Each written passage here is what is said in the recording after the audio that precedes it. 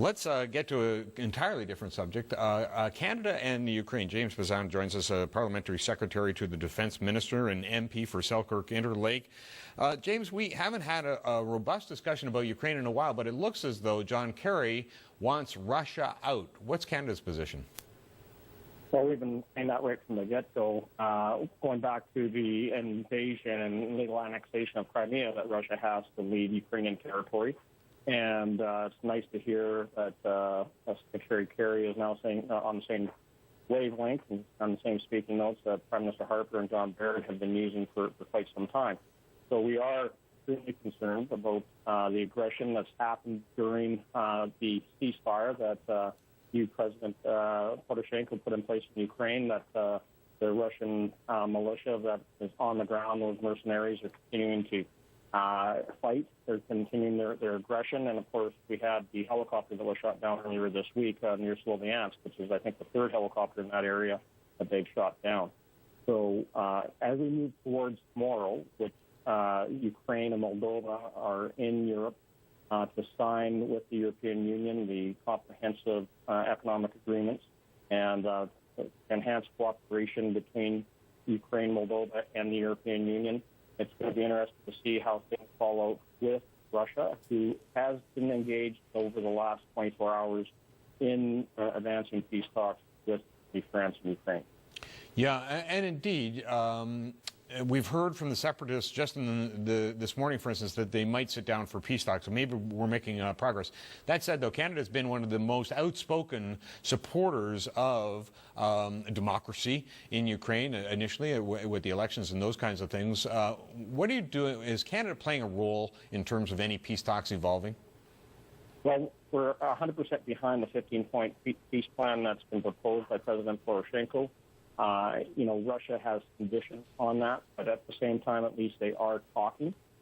We are extremely cautious here, though, because the talk and the walk hasn't matched with Russia from the get-go. We said that they never had troops in Crimea, but they were there all along. They're saying that they're not providing any troops or armaments to Ukraine, but yet the Russian border is extremely porous, and we're seeing, land-to-air missiles and system operations come across. Russian tanks roll across the border. All sorts of hired guns and mercenaries that are coming from Russia, Georgia, and Chechnya to fight on the pro-Russian side. And that, to me, speaks louder than words, is that haven't been at all engaged in actually stemming the flow of military personnel or equipment, and at the same time, they continue to build up their own troops along the Ukrainian border. So I hope that President Putin finally starts walking his talk, and that his actions match his words. James, then, does that mean that we might escalate sanctions against Russia? Look, if the Russian Federation decides to ignore this agreement that they're negotiating right now with Ukraine, Germany, and France, that they're meeting actually today and tomorrow, and they had a conference call yesterday.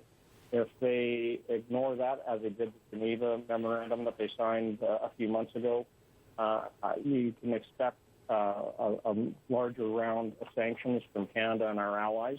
Prime Minister Harper has been very clear on that we are prepared to go further, and we are incredibly cautious and apprehensive about how things progress after Friday, after the signing, because we know that that's what actually set off the whole Maidan protest back in November and December, because Yanukovych at that point walked away at the last minute from this, signing this agreement.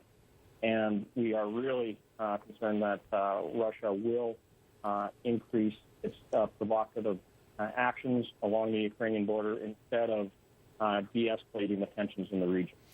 Canada has sent troops, for instance, into the NATO neighbors of Ukraine.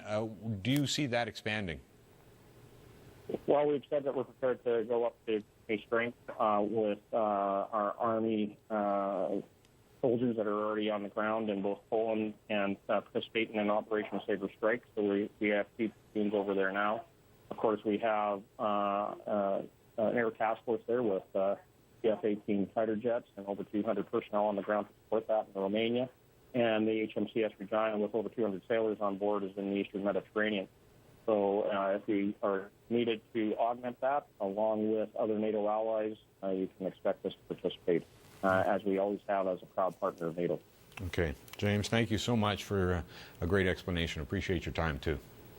Anytime, Pat. James Bezan joins us. Parliamentary Secretary to the Defense Minister, MP for Selkirk Interlake.